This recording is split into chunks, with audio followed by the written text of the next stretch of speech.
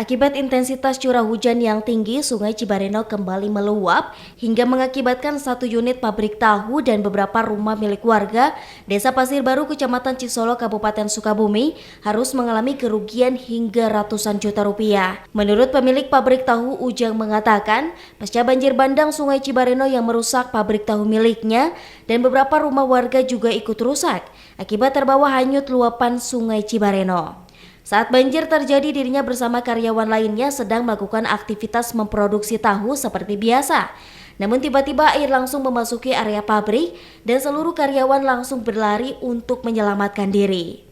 Akibat dari dampak pabrik tahu yang rusak terbawa banjir Kali Cibareno ini, pemilik pabrik tahu ditaksir mengalami kerugian hingga 200 juta rupiah.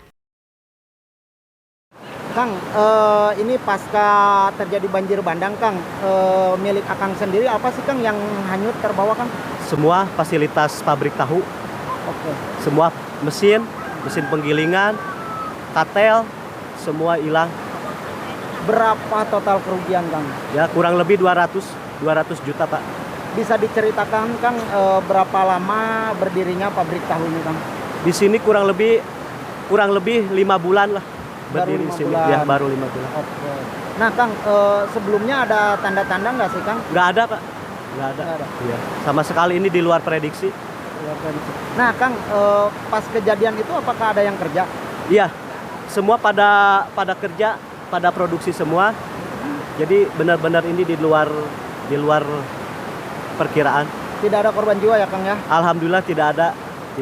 Dari Kecamatan Cisolo, Kabupaten Sukabumi, Indra Sopian melaporkan untuk Dinamika News.